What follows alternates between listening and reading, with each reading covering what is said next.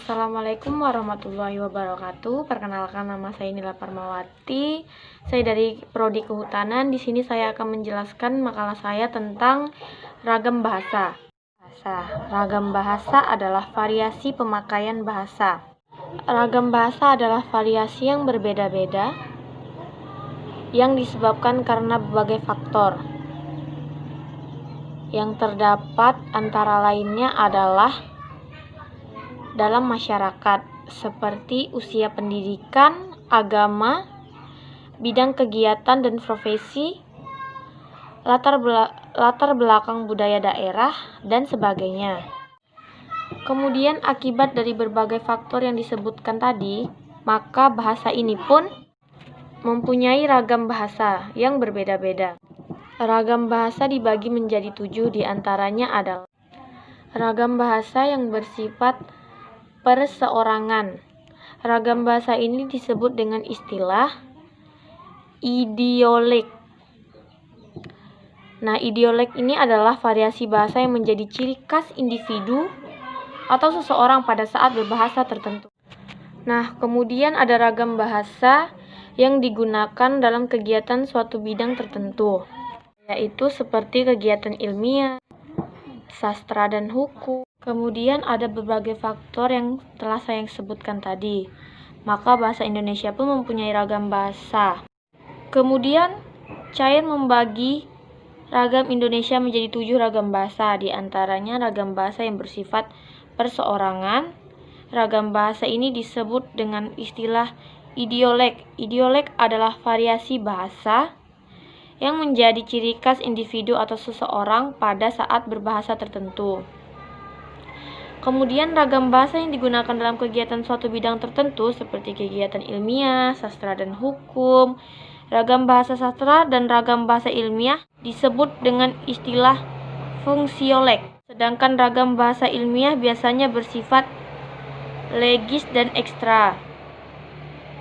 Ragam bahasa yang biasa digunakan dalam situasi formal atau situasi resmi biasa disebut dengan istilah baku. Bahasa standar. Bahasa baku atau bahasa standar adalah bahasa yang dijadikan dasar ukuran atau yang dijadikan standar bahasa baku. Biasanya dipakai dalam bahasa resmi seperti dalam perundang-undangan, surat menyurat, dan rapat resmi. Kemudian ragam bahasa ini biasa yang digunakan dalam situasi informal atau tidak resmi yang biasa disebut dengan istilah ragam non-baku atau non-standar. Dalam ragam ini, kaidah-kaidah tata bahasa seringkali didengar. Ragam bahasa yang digunakan secara lisan yang biasa disebut bahasa lisan. Macam-macam ragam bahasa. Ragam bahasa berstandar cara berkomunikasi. Yang pertama, ragam lisan. Ragam lisan adalah bahasa yang dihasilkan alat ucap dengan ragam sebagai unsur dasar dalam ragam lisan. Kita berurusan dengan kata bahasa, kosakata dan hafalan dalam ragam bahasa lisan. Pembicara dapat memanfaatkan tinggi rendahnya suara atau tekanan air muka, gerak tangan atau isyarat untuk mengungkapkan ide. Karakteristik ragam bahasa lisan yaitu yang pertama memerlukan orang kedua teman bicara, yang kedua tergantung situasi, kondisi, ruang, dan waktu. Yang ketiga tidak harus memperhatikan ruang dan waktu. Yang keempat tidak harus memperhatikan unsur gramatikal, hanya perlu intonasi serta bahasa lisan. Kemudian yang kelima berlangsung cepat. Yang keenam, kesalahan dapat langsung dikoreksi. Yang ketujuh, dapat dibantu dengan gerak tubuh dan memiliki wajah serta intonasi. Kemudian yang terakhir, dipengaruhi oleh tinggi rendahnya suatu nada. Kemudian ragam tulis.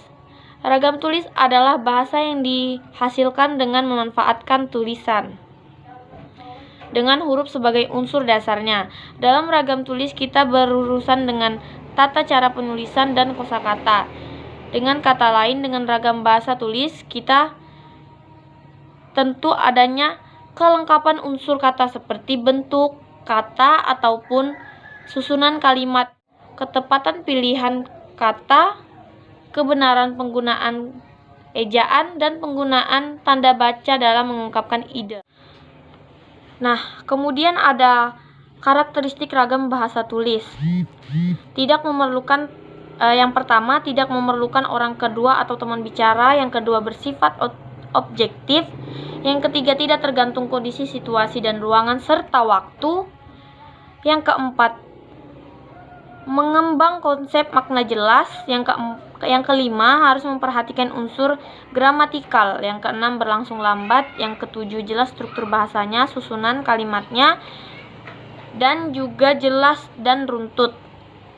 Kemudian yang kedelapan, selalu memakai alat bantu. Yang kesembilan, kesalahan tidak harus dapat dikoreksi. Yang terakhir, tidak dapat dibantu dengan gerak tubuh dan mimik muka, hanya terbantu dengan tanda baca. Nah, kemudian di sini saya akan membacakan ketentuan-ketentuan ragam tulis. Yang pertama, memakai ejaan resmi. Yang kedua, menghindari unsur kedaerahan. Yang ketiga, memakai fungsi gramatikal secara eksplisit. Yang keempat, memakai bentuk sintesis. Yang kelima, pemakaian partikel secara konsisten. Dan yang terakhir, menghindari unsur leksikal yang berpengaruh bahasa daerah. Perbedaan antara ragam lisan dan tulisan berdasarkan tata bahasa dan kosakatanya yaitu: yang pertama, tata bahasa, ragam bahasa lisan.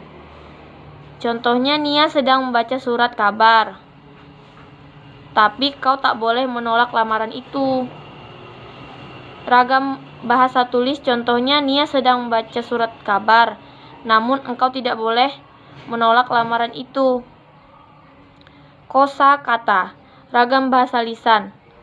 Aryani bilang kalau kita harus belajar, kita harus bikin karya tulis. Tulisan yang kedua yaitu Arya belajar, kita harus membuat karya tulis. Ragam bahasa berdasarkan situasi dan pemakaiannya. Ragam bahasa baku. Bahasa baku adalah bahasa yang digunakan dalam situasi resmi di mana pembicara atau penulis dituntut untuk bersifat sopan dan hormat terhadap mitra bicara, pendengar, atau pembaca. Seperti dalam ceramah, pidato, seminar, atau diskusi dalam bentuk tulisan bahasa baku digunakan terutama digunakan dalam buku-buku tentang berbagai ilmu pengetahuan, teknologi, seni, jurnal-jurnal ilmiah atau semi-ilmiah, surat-surat resmi, perundang-undangan, berbagai peraturan pemerintah. Karakteristik ragam bahasa baku: tidak berpengaruh bahasa daerah, tidak terpengaruh bahasa asing, bukan ragam bahasanya secara eksplisit, pemakaian yang sesuai dengan konteks polimat, tidak terkontaminasi, dan tidak tancu. Sekian dari saya. Apabila ada kesalahan, mohon dimaafkan. Wassalamualaikum warahmatullahi wabarakatuh. Terima kasih.